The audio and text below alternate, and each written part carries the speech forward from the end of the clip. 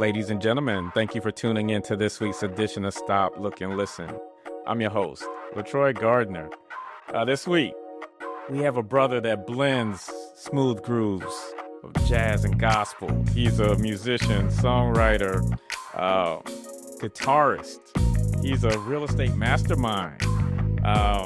He has a new single out called Brazilian Night. We have the legendary Tim Bowman. Welcome to the show. Thank you for having me, man. How's it going? I'm doing good. Like I said, I'm just relaxing, enjoying this Florida weather. May hop in a pool afterwards. Guys from Florida always got to rub it in us Midwest guys' face. Yeah, yeah, but I mean, like coming from there, that's the soul, Yeah. So we can't. It's the soul, but it's cold in the winter. And of course, yeah, whenever I talk to people from Detroit, I gotta greet you the right way. So what up, though? What up, though? What's that? All right, so you grew up in Detroit. Yes.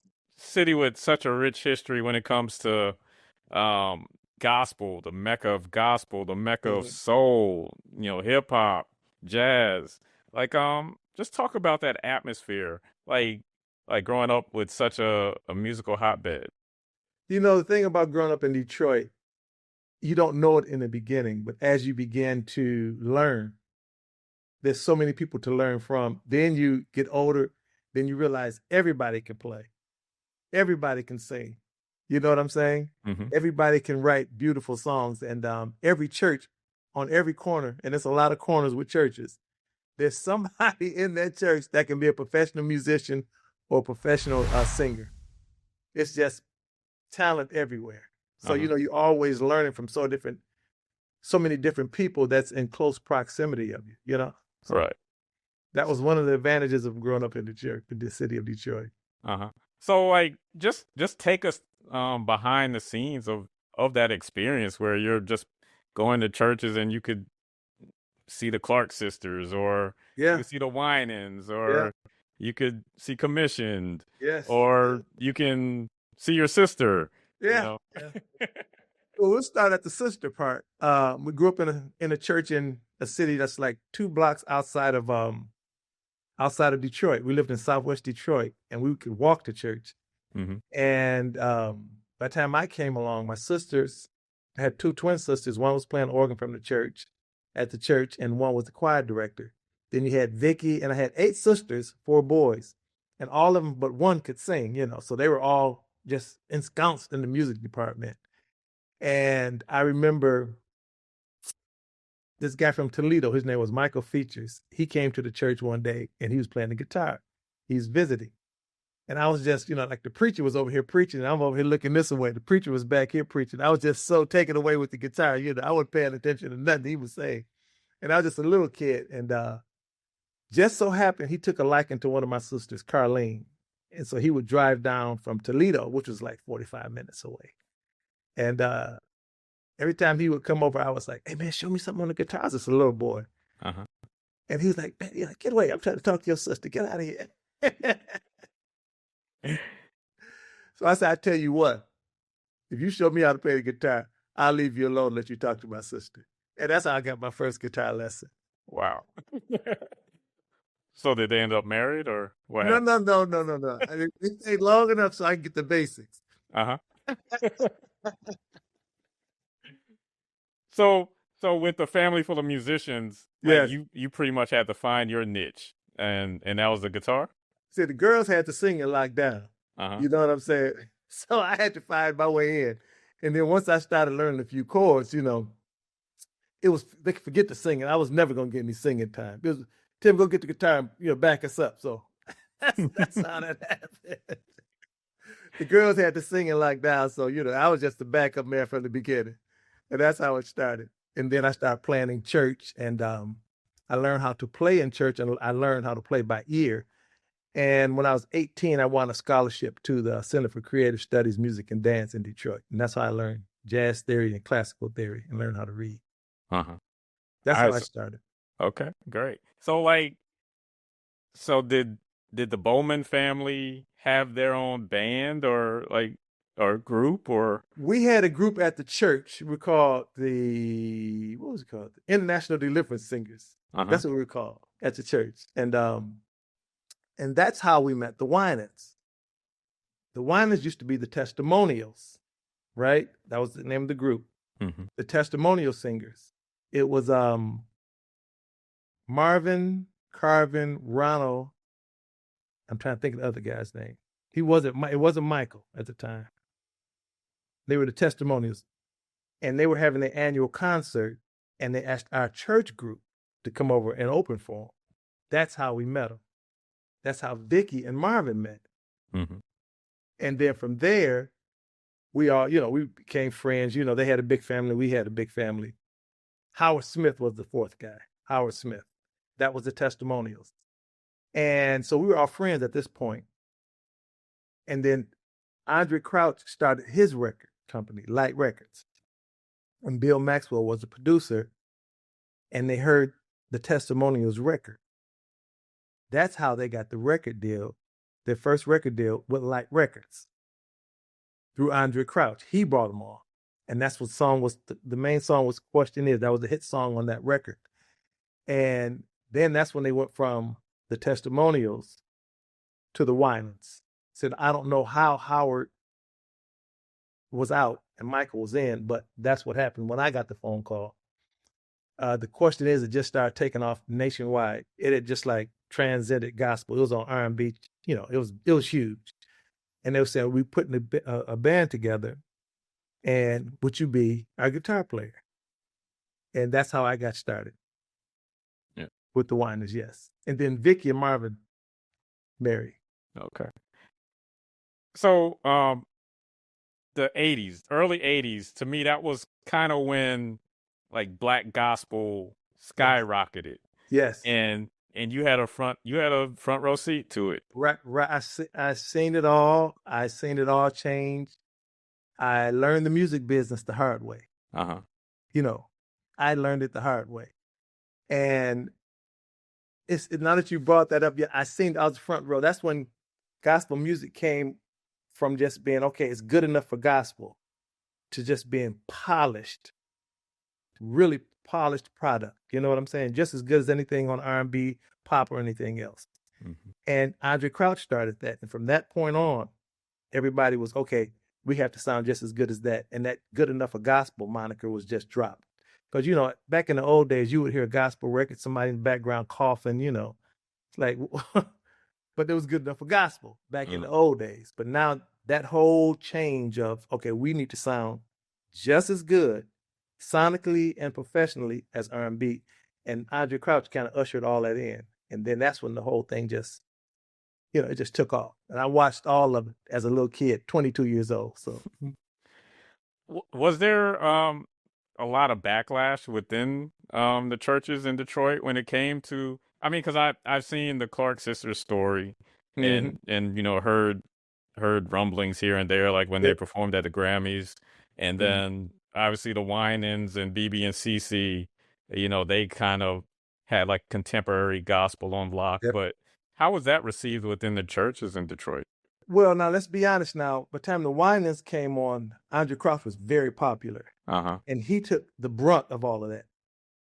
You see what I'm saying? Mm-hmm. There was still something there when the Winans came, but it wasn't as loud because he had kind of, it was Andre Crouch was accepted at this point. But when he was coming out, there was people were just transitioning from the Highway QCs, James Cleveland, the Mighty Clouds of Joy, into that more contemporary style of gospel.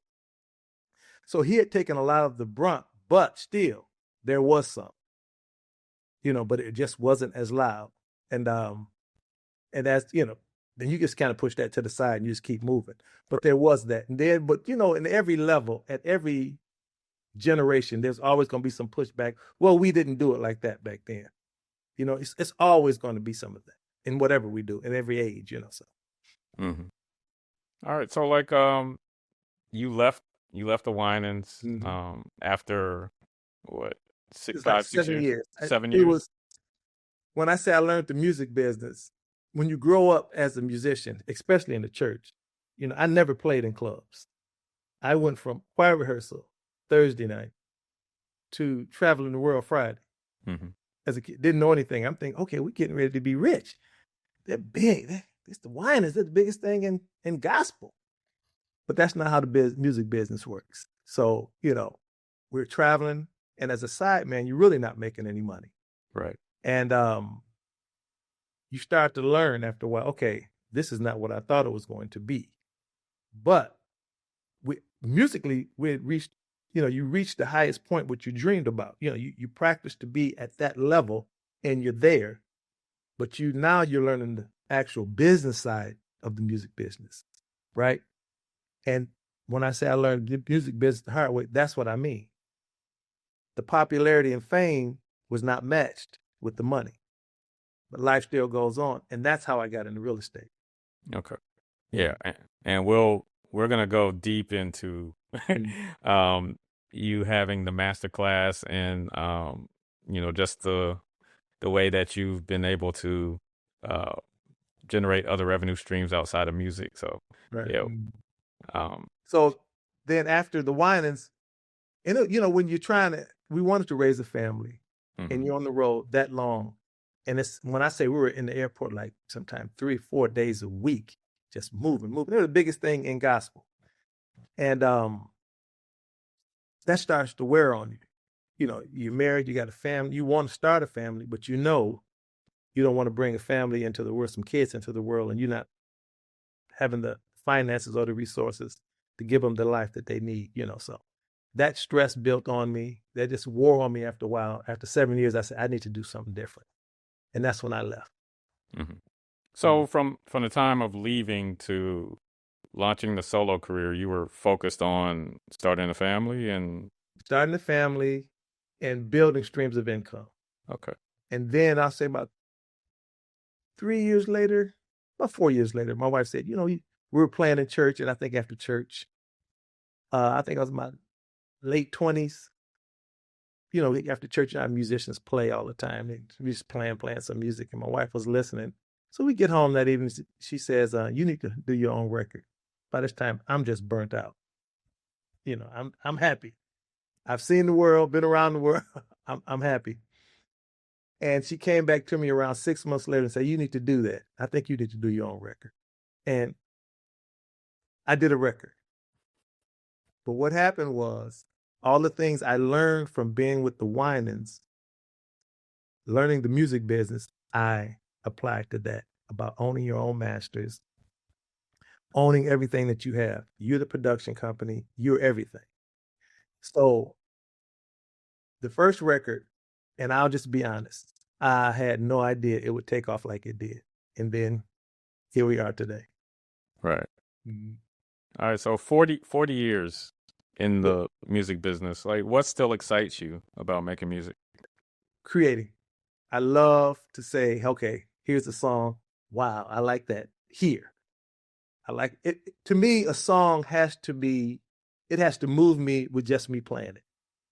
Or me just putting it in my phone and playing it back and say, I like that melody with that chord production, that chord progression, or that beat. And you can put it down for me. If I can put it down a couple of days and come back and it still makes me feel the same, we have something. Now, does that mean every song I write is a hit? No. Not by no means. Most of it's junk, Uh-huh. But that right there, the creative process, seeing it from the beginning to the end, that's just a joy to me. Right. All right. So let's talk about the latest single, Brazilian Night. Take me behind the scenes, like the mindset of like, were you in Brazil, like at a, beautiful resort with, wine, looking at the sunset, like, because that's kind of the feeling I get, or down here in Miami or in the Caribbean. Like, talk to me about that. See, now by me growing up in church, in the black church, there are 100 different styles of music, tempos, rhythms, beats, keys. When you play in the black church and you come out of that, you can play. There's nothing you can't play. So my thing is, I love Spanish music. I love the blues. I love jazz. I love it all. So this particular day, I had the acoustic guitar, the nylon string, and I was out on my deck, and the sun was out, and I just started, playing that little melody. And for I was out there like 45 minutes, and this was like 5 years ago, and I started putting that song together, and it just sat in my phone for about 4 years. Till I pulled out, hey, what is this? And I called my buddy, the MD of my band, my traveling band, Mm-hmm. and we got together and we went to the studio and recorded it. But yeah, I was on the deck and playing the Spanish guitar, and that melody just came to me. How would you describe your musical evolution? For me, I try to grow all the time because there's so much music out there. There's so many different styles.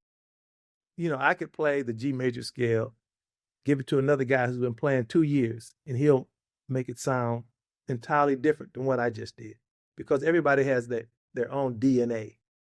You know what I'm saying? Mm-hmm. You have your own way you'll express what it is because it's only like what 7 notes in the scale, and the eighth one was the octave. But look at all the music we get out of that. Do you see what I'm saying? Mm-hmm. Because everybody has their own DNA. So for me, the evolution is always saying, I like that. I can incorporate that. That's good. That's good. And that has always been just an amazing thing to me with the major scale, what you can do and what is being done with those few notes. And that just comes from everybody's own personality and on their own interpretation of music. Right. All right. So I asked Jeff Bradshaw this question a few years ago when I had him on the show, and it's like, how do you decide between letting the music speak versus bringing in someone to sing and having lyrics attached to it? That's a very good question, because when it comes down to instrumental music, the melody has to be something that matches the chord progression. So this is my interpretation of it. Mm-hmm. Because the melody has to be something strong that moves the listener to the point to say, oh, that's soothing, because that's all you have. Whereas with a vocal song, you have the words and the melody. Right. So you have to make sure the groove is there. Where you're playing the instrument at, you can't be too high to it's shrill, that is annoying to the ear. Everything with instrumental has to be perfect. The melody has to just lay in there. They say they have to be able to hum it or whistle that melody in the first 15 seconds to 30 seconds.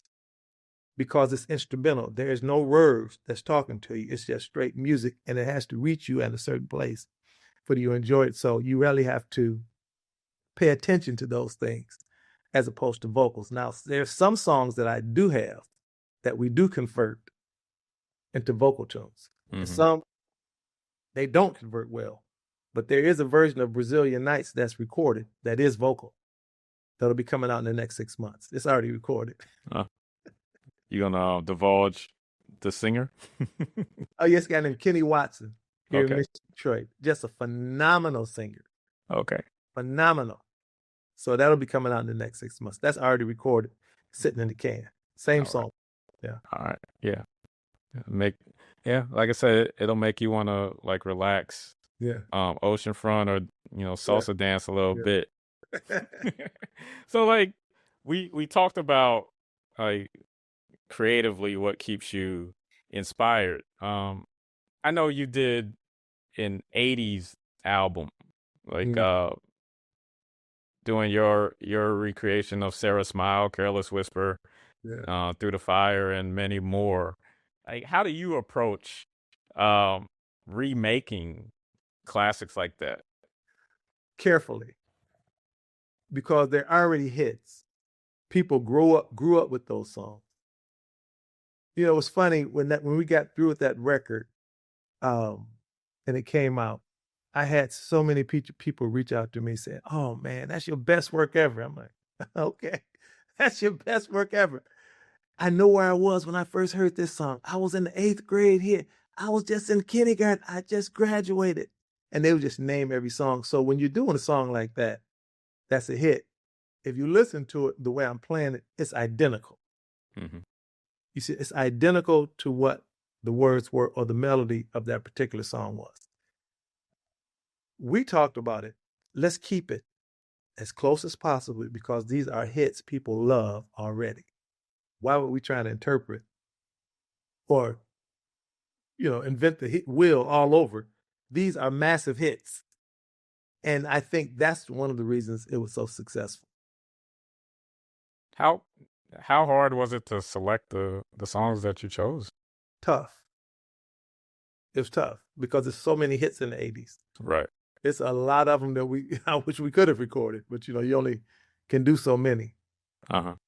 And like I said, once again, you try to pick the ones that you like, and I'll get 4 or 5, you get 2 or 3 or whatever, but we got to get the ones that we know everybody like and keep it as close to that as possible. And if you listen to it, it's the same drum sounds, the same keyboard sounds. Everything is the same other than the guitars doing the lead. Okay. Are there any other concept albums or projects that you have in mind, like a 70s or a We're thinking Detroit 90s. artist? 90s now? 90s, yeah. Okay. But I may double dip back in the 80s because that was because there was a lot. There's plenty to choose from. There's a lot of meat on the bone back there.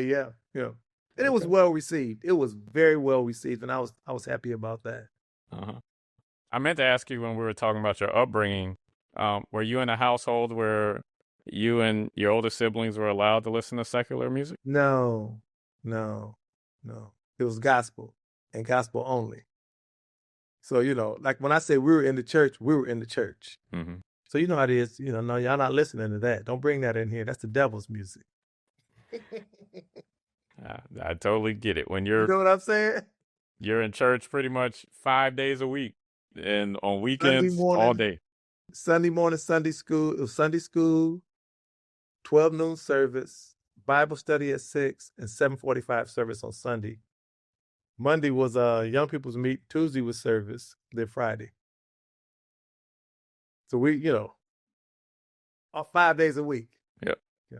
Now church is 1 day a week now. Yeah. Yeah, not to mention, I guess, like the choir practice and Thursday nights. Yeah, so it was something every day. Yeah. So like collaboration wise, is there anyone that you're still kind of like on your bucket list that what I need to work with? Next time I'm working on a project, this person I have to try to get him or her on. I think I want to do one with Gerald Albright. I really love Gerald. Gerald is one of the best dudes you'll ever meet.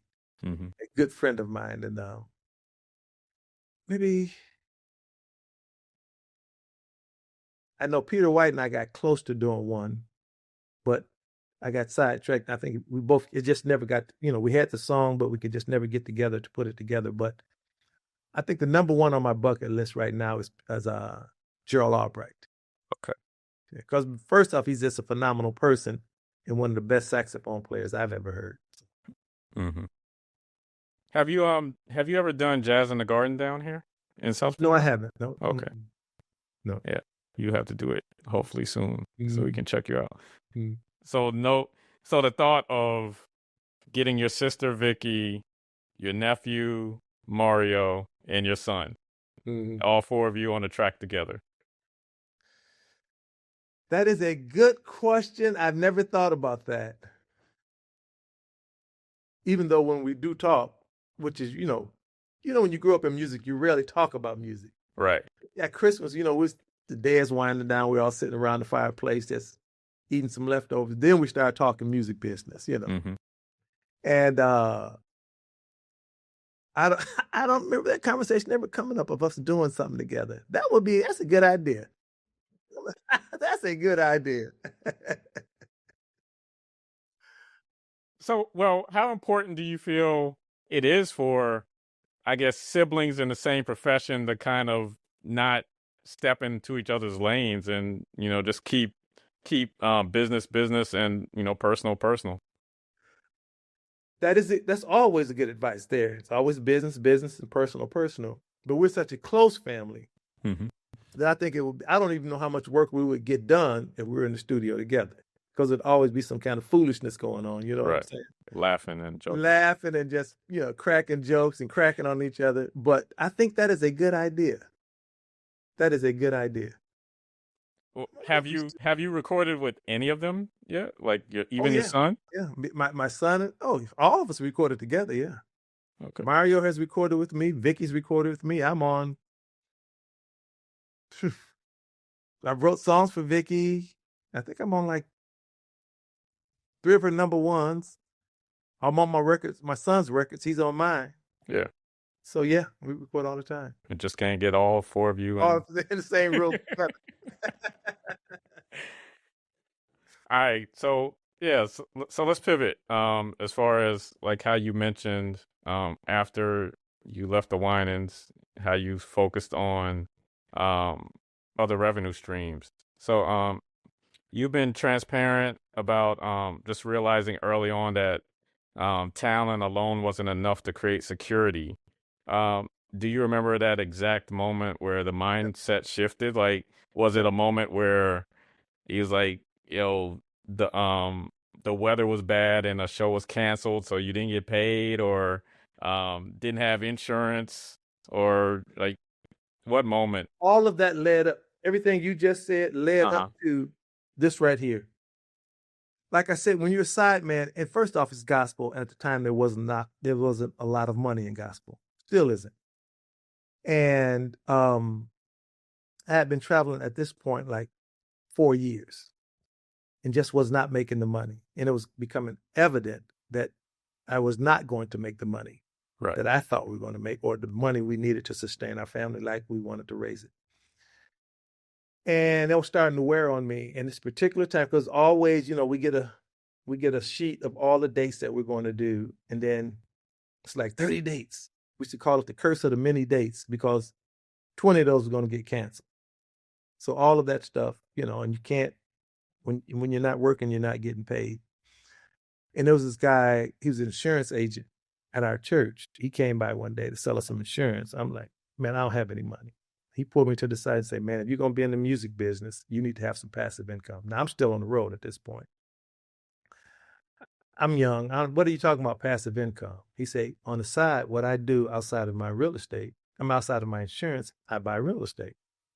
I said, I don't know anything about real estate, and I don't have any money. He said, you don't need to. I'll show you. And my wife and I talked about it. He stayed on us about it. Maybe about 9 months later, we bought a duplex.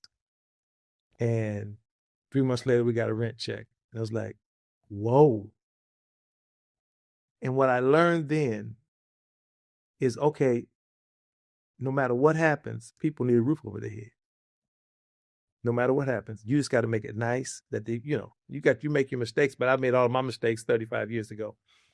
And that took all of the pressure off of my music, right? Our bill started getting paid. Then we bought another one, so that took care of our house and our car note. And then now, let's fast forward. I have those 2 properties. I buy another one.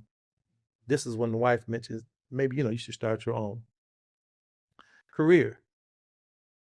And this is where the blessing with the real estate and having the passive income come in. What I did learn, and I told you I learned the music business the hard way. What I did learn was that I needed to own all of my masters. I needed to pay for everything myself and license my music to record companies. And that's what that real estate did for me. Because I had it coming in every month. We paid for everything. We started Tim Bowman Publishing and Tim Bowman Music. Tim Bowman Publishing owned all the songs, and I think it's like over 150 songs now that I've written, and Tim Bowman Music produced all of them. Then we would license them. Now, I had no idea. I would be disingenuous to say that I knew owning the rights and owning the publishing to your music back then would be what it is today, because that's how you make money now. With the streaming, who owns the music? Who's the rights owner? That's where the big money is. I didn't know that. All I knew is what I was saying back then in my days with the Winans was always the scrap or the argument or the negotiations over who owns what. So I knew to own, but I did not know it would turn into what it is. You Right. understand what I'm saying? Mm-hmm. And then when my music took off, there was no pressure on me at all to go get on a plane to fly from New York to California for $150 because I had the real estate coming in and I owned the masters to the music. So that money was coming in if I didn't go anywhere or not. So that's why I teach people about real estate, whether you're in music or not.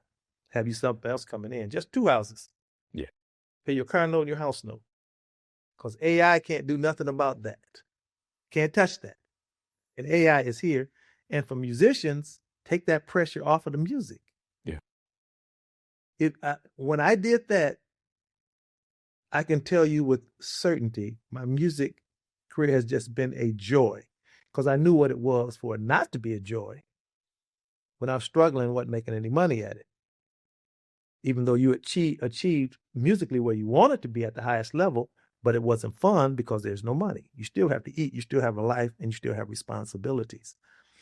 But when I did that and took the pressure off of it with real estate passive income, it's a joy. Uh-huh. I can do it because I love it, not because I need to eat. Right. And that's how that started. Yeah, the desperation to make a hit is no longer there. It's just like you can create music that makes you want to sit on the beach and drink a glass of wine. Exactly. And when desperation, that's a good word, when desperation get into the creative process, you can rest assured you're not creating hits. Yes. It's not coming from the heart anymore, which is the problem with a lot of music today. It's coming from, I need to make some money, or I'm putting this record out as fast as I can to get some money. Right. And now that's off the table now because there's no CDs. Mm-hmm. See what I'm saying? There's no CDs. That's like somebody going to a hamburger place to order a hamburger and they have no hamburgers. That's what the music business is now. So we have a whole different strategy. Another thing we do called the music business A to Z, that we teach young musicians and how to survive and to make money, how to create your own ecosystem. But before all of that, I tell everybody, I've purchased over 50 houses. Okay. You don't need 50 houses. You need 2 to take the pressure off of anything you're doing. Because as long as you have a roof over your head and you have some transportation to go where you need to go, you're all right. You can make it. You can find money to eat, but you need 2 houses, and that's what I teach. So, all right.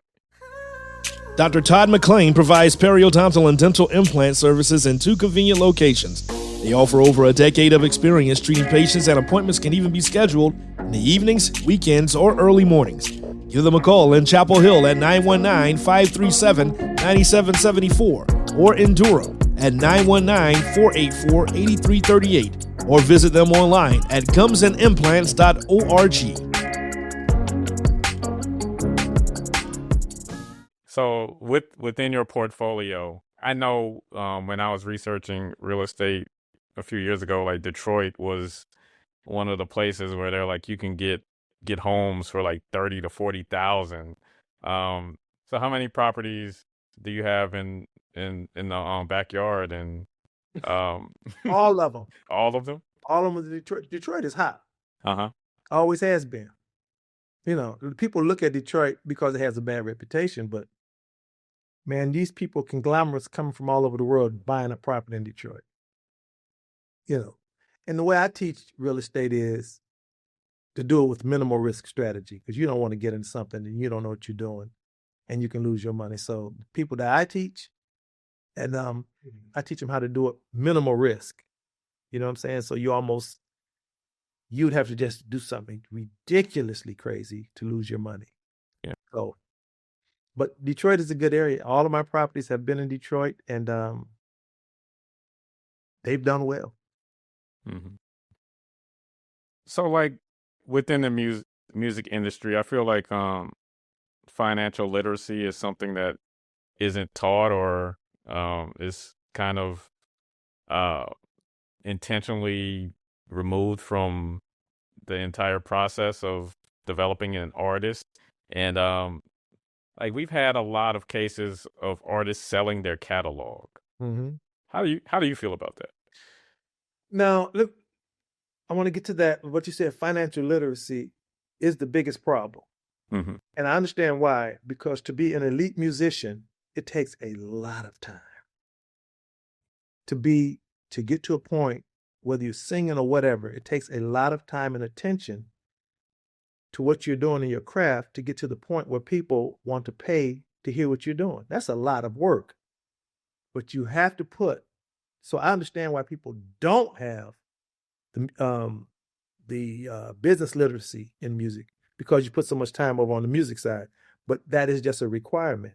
Because what I also learned when I started out, a lot of these music executives, these guys couldn't even whistle, but they was the ones making all the money.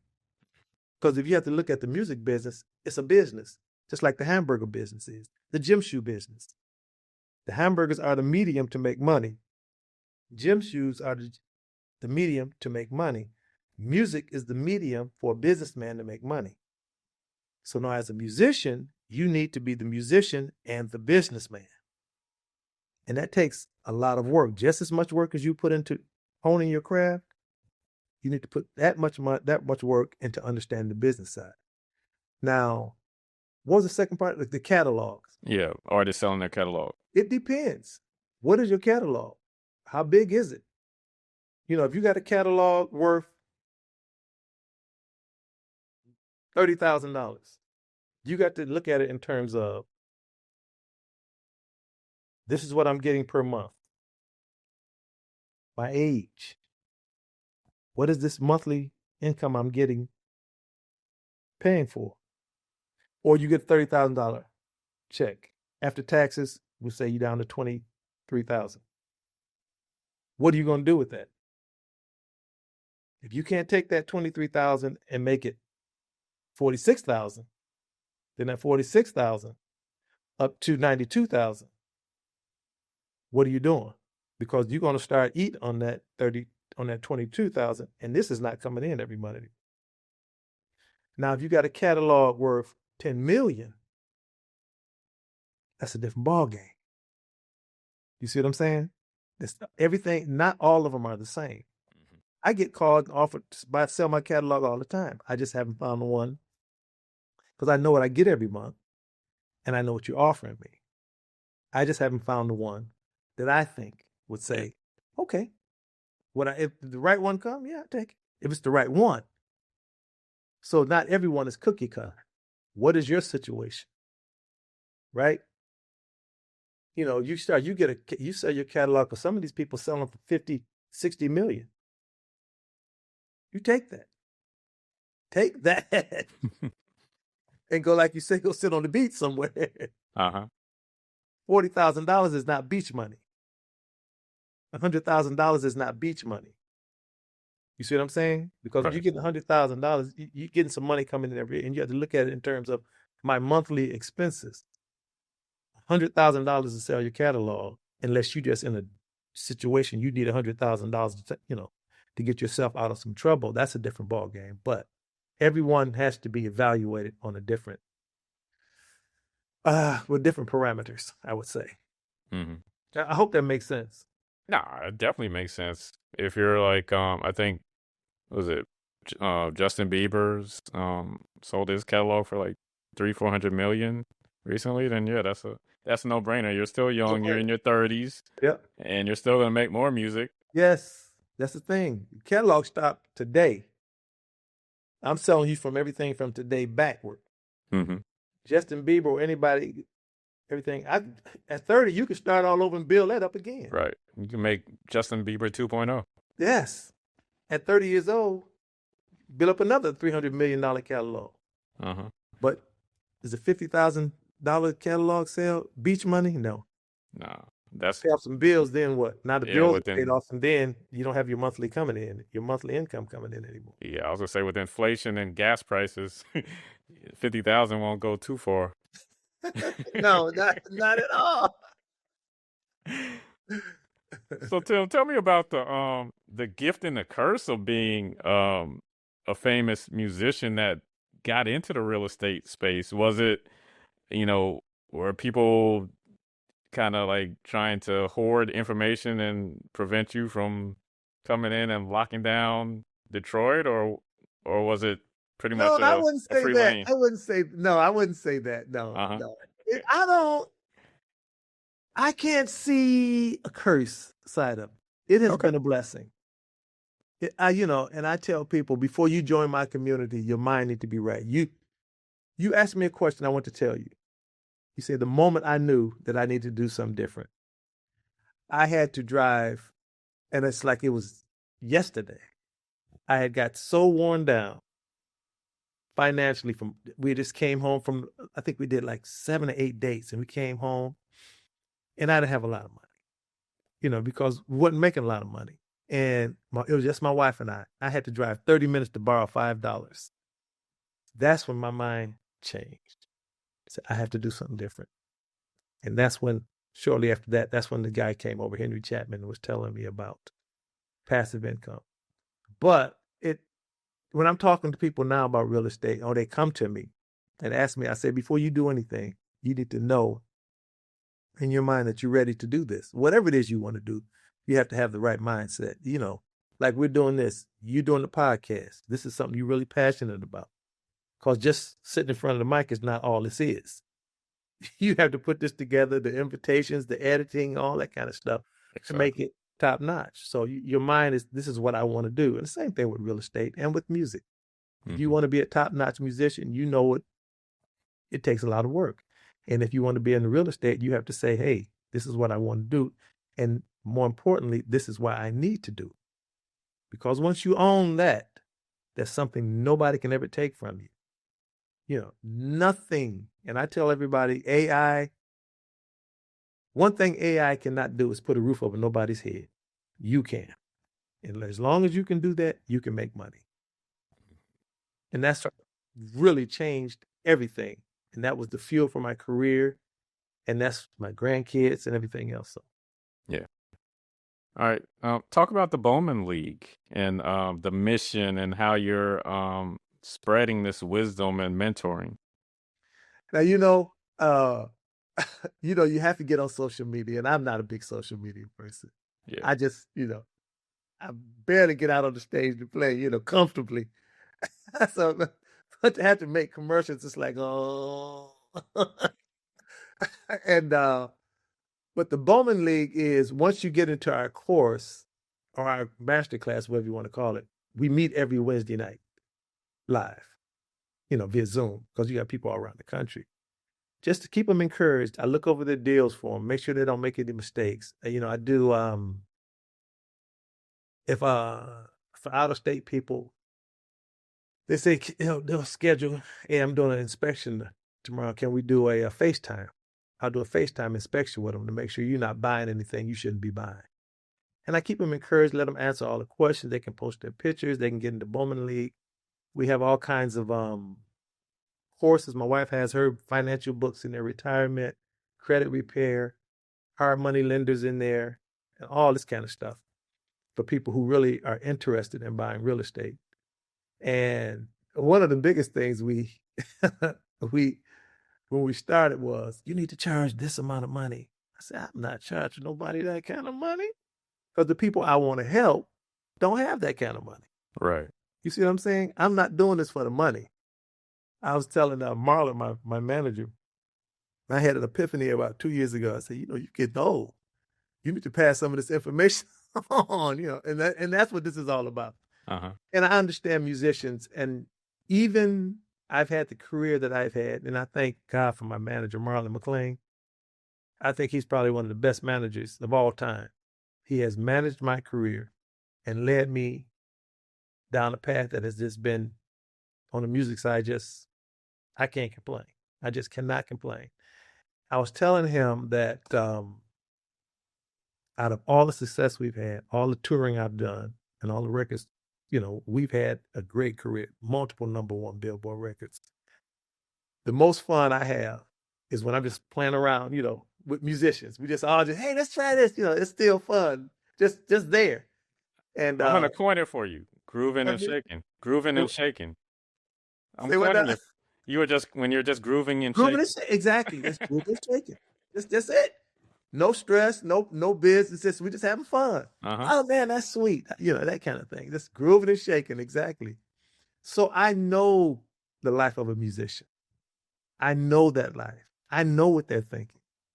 That's why I push you, man. Understand the music business. Understand it. And to take the pressure off of that so this will stay enjoyable. And I also tell people, everybody can play. Everybody can sing. People have been writing hits for years. So, but everybody cannot be on the biggest tours in the world. There's only a few of them. So what do you have to do? Understand the business side of the music, how you monetize. I'm really getting ready to head off. And now that we got the real estate thing going, how to teach people to set up their own ecosystems to monetize their music. I don't care what you do, artists or no artists. You don't need a lot of people. There's 8 billion people in the world. All you need is 1,000 to follow you. And you can make a good living. So that's the next thing we're getting ready to do. But I understand the musicians and I speak their language because I understand them. Get you a couple rental properties to take the pressure off of your music. I guarantee you it will just make that, I know you plan on churches, but anything, anytime you don't own it, you're in control. Somebody else is in control.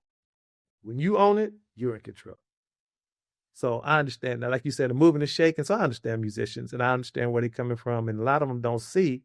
But what I have seen in the church, guys play for years and years. They look up 10, 15 years later. They say, what do I have? What do I have? And that's not where you want to be. And you don't have to be. Yeah. I hope that makes sense. Oh, it makes a lot of sense. I have a house in North Carolina. I have my house here in Florida. Us as a family, my wife is Nigerian. We have a house in Nigeria. Oh man. So that's what I'm talking about right there. That's what I'm talking about right there. That's what I'm talking about. You do it. Yeah, so Well, you know what I'm talking about. You know Yeah. that feeling. yeah, we're building a portfolio. I rent out my house in North Carolina, so I rent it out for twice my mortgage. So yeah, That's how you do it. yeah, That's how you do it. That's a blessing. And you know the blessing of that. You know the mindset of that, the comfort of that, the ownership of that. hmm So that's a blessing. yeah. So yeah, I'm gonna have to pick your brain more about the Detroit market because, like I said, a few years ago, I know that there were a lot of bargains Still in is. Detroit. Okay. Still is. Yeah. All right. So yeah, I'll have to hit you up about that. Wanted to mention, I mean, obviously we've covered a lot of the principles, but you did release Harmonies of Wealth Building. Mm-hmm. That's my course. That's where everybody gets in. And I'll tell you the story. They were saying you need to charge $10,000 for people. I'm not doing that. The musicians I'm trying, or not just the musicians, people. I just can't do that in good conscience. I'm not doing it. But because there are courses out there, and I'm just not ripping on anybody's course. I know what my mission is. Mm-hmm. It's not to get rich with this. It's to pass on what I've learned. So the Harmonies of Wealth Building, we do, it's $9.97, and they can go to timbowman.com and get a free ebook there at timbowman.com/wealth building. And we do, once I have the email address, I invite them to a live web, it's a live web. I don't want to call it a webinar. It's a webinar, but it's more like a workshop once a month, and explain to them exactly what we're doing. And once they get in, like I said, I'm hands-on with everybody to teach them to get to a point where you own something. That is the main thing. You own something. And once you're in that position, you call in the shots. You know what it feels like. Uh-huh. What's something about you that people would find most surprising? That I'm a good golfer. Well, you said you fly down here to South Florida all the time to play golf. We golf. I'm always down there in the Martin Luther King weekend. We always down there. Fort Lauderdale. Oh yeah. Mhm. I was down there in November golfing. Okay. It came right back. No, I don't know. I don't know. But I don't know what the people be surprised about me. I don't. Mm-hmm. But I do love coming to Fort Lauderdale. Okay. Well, that wouldn't be a surprise. No. I mean, you would be surprised. I've had people say that they're scared of mascots. I've had someone say that they wish they could have a tiny home. So Speaking of tiny homes, I was going down the Lodge Freeway the other day. Right before you get downtown, it's this little community of tiny homes. mm-hmm.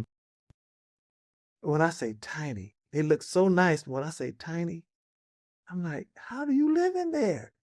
But it's just a community of them right there. They have their solar panels on the top. Really nice. I mean, not big as a dining room. Not big as this room I'm sitting in. You know, Amazon sells them. I know. See, I saw those. Uh-huh. I saw some of the most beautiful homes that I thought I was amazed. I think there was like $15,000 up to like 29, 39,000. Beautiful. But these weren't the ones from Amazon. Right. These were wood built. Mm-hmm. Amazon had some on them, and the ones with the gold glass all around. I'm like, what is this? Yeah. Because I'm considering, like, in my hometown, Beaufort, South Carolina, like putting one in my grandfather's yard. So when I go home to visit, I don't have to stay in his house because he doesn't have central AC. So I could still have my own place to crash and be comfortable. Man, they are so nice. I had this long conversation, I want to say last summer, about those houses on Amazon. It was unbelievable that you could buy them on Amazon. The only thing in Michigan, say like in the South, I don't think that would be an issue because the weather never really gets inclement like it does here. Right. So I haven't seen anything like that on Amazon in Michigan yet. But in the South, that would just be perfect. You put down the pallet, and that's it. Yep. That's it. Grandpa, I'm gonna stay out here, but when I'm not here, you can't. Don't go. Don't. Unless you're gonna cook, because my grandfather's still an amazing cook. So yeah. Oh yeah. What do you see when you look in the mirror? Man, you ask tough questions, I tell you. Oh, we having fun. We're almost done though. We're winding down. I'm having a good time. I'm hoping I'm looking at a good person. Right. That's what I'm hoping I'm looking at. Forget the music, forget everything else. When it's my time, I want people to say he was a nice guy.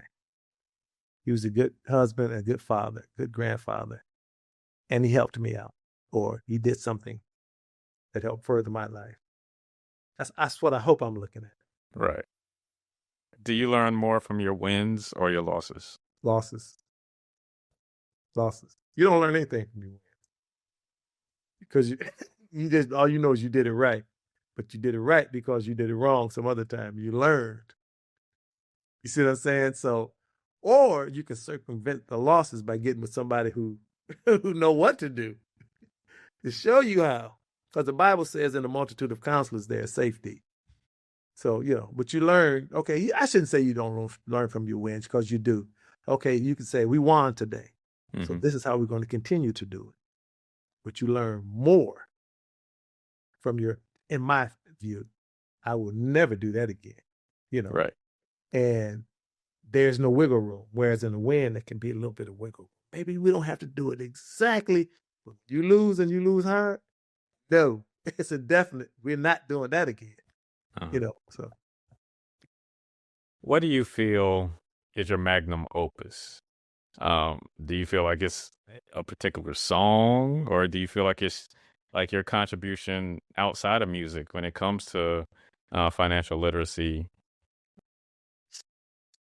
Now, that's a good question. Because I would like to think my music has helped people, Mm-hmm. And I also want to think my contribution to helping the community invest in becoming more empowered with ownership. I'm just going to say it's a combination of both. Okay. You know what I'm saying? Because I remember one time, it's kind of touched me. I was in Atlanta, Georgia playing, and this guy came up to me and said, man, you helped me through, your record helped me through some of the most difficult times of my life. And it took me aback for a minute, you know? And he wanted to just name it every song off of that record. I put this thing in, I drove from Atlanta to somewhere in Florida, he told me. And he was naming every song. And he's just, I thank you. And then on the real estate side, I had someone come to me not too long ago and say, man, my life has changed because of that. I had nothing. Now I have $750,000 worth of real estate. So I just say both, you know? Okay. That's a good That's answer. a good enough answer? Yeah. I mean, it's your magnum opus. You can be like, you know what, I've done a lot of amazing things and I can't narrow it down to one. So you just take I'll both. just say I've been blessed, and I just hope I can bless somebody else. Right. All right. So what's next? What's next for you? You know, I have 4 grandkids, and they want another one. And so I spend a lot of time with them.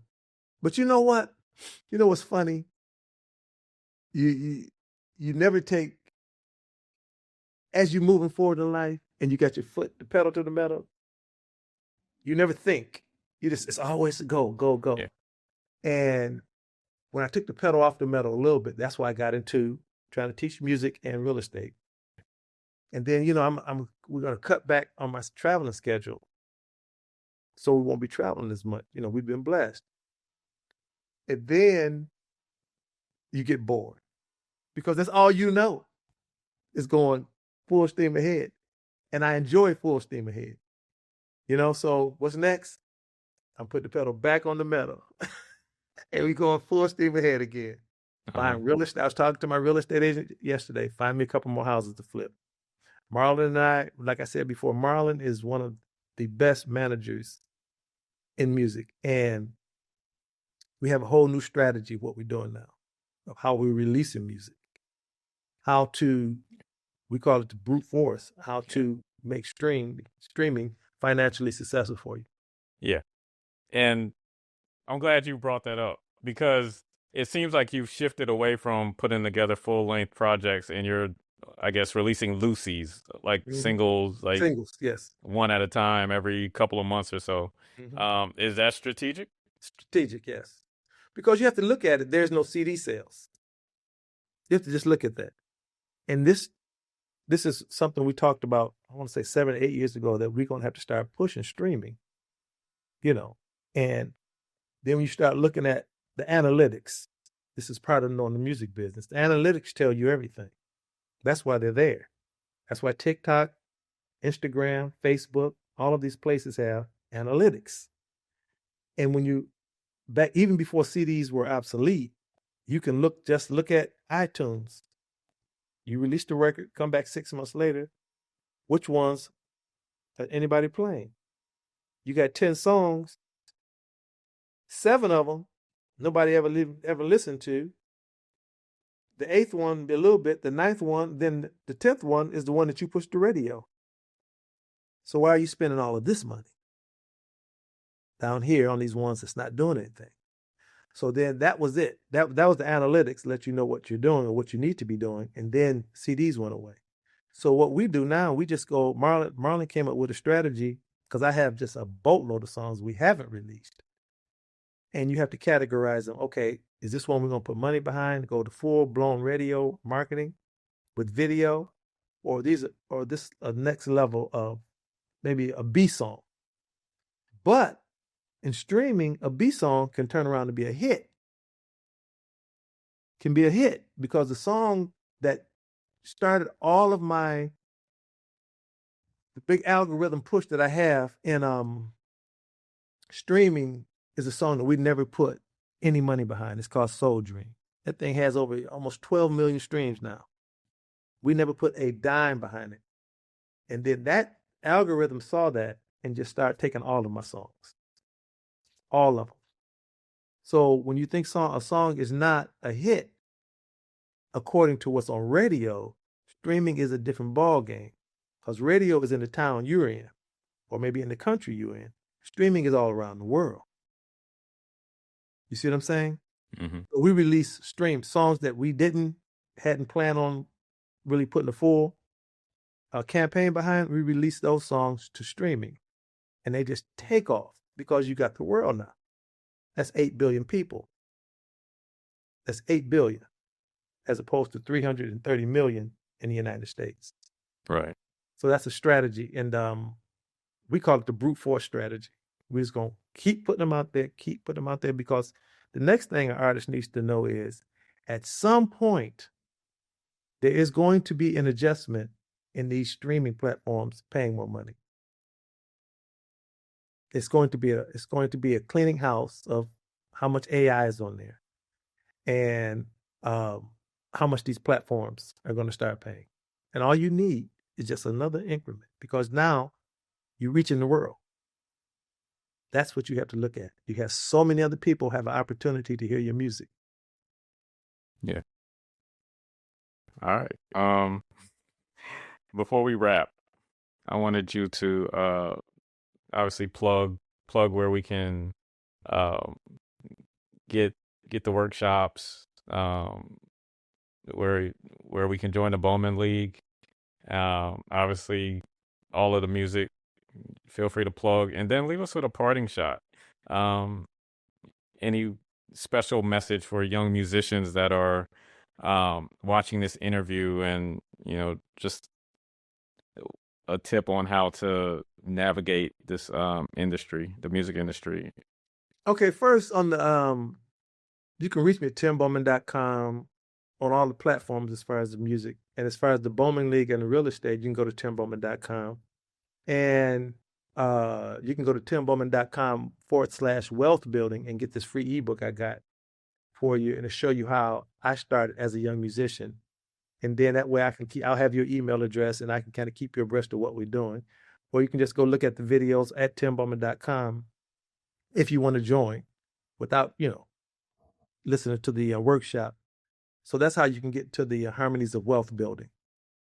But what I would tell all young musicians, because right now it looks bleak in the music business. You're fighting AI, right?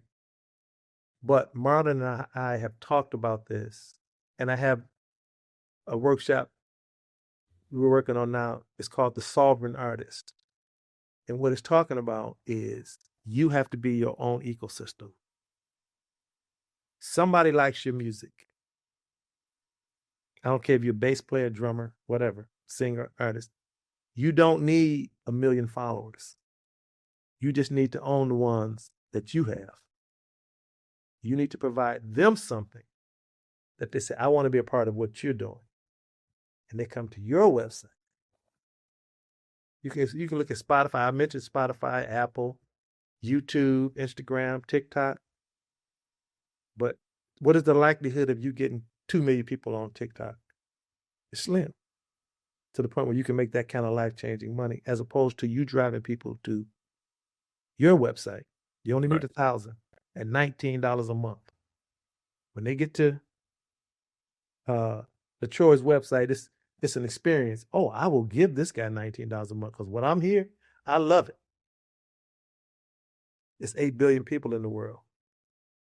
All you need is 1,000 at $19 a month. That's $19,000 a month.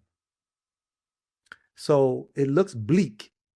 So what we're doing in the Sovereign Artist course is showing you step by step, put your finger here, here, here, how to automate it all, what you need to do, what apps, what programs, what automations, what everything you need to do, step by step. And when you get through with it, you will have your own ecosystem. So, and I hear this all the time, man, I can't make it. Yes, you can. You just have to. And it was, and I'll tell you this, LeTroy, it was hard for me as an old dude who came from CD sales to even get over here. What is AI? What is that? Who is that? You know what I'm saying? Mm-hmm. So, but once you understand it and you understand the music business, you'll see what you need to do. So don't fret. You can still be that person. You still can make a living in the music business. You can still do that. You just need to own it. Own your own thing in music, just like you need to own 2 houses. You need to own everything in your music. You don't need money from a record company. Now, unless you start getting up into the major labels that's giving you, $750,000 to make a record, and they got the whole machine behind you. But for independent artists, you can still make it. Yeah. You can still make it. Well, Tim, this has been fun. It's been thought-provoking, and it was just great to take that long trip down memory lane, like you said.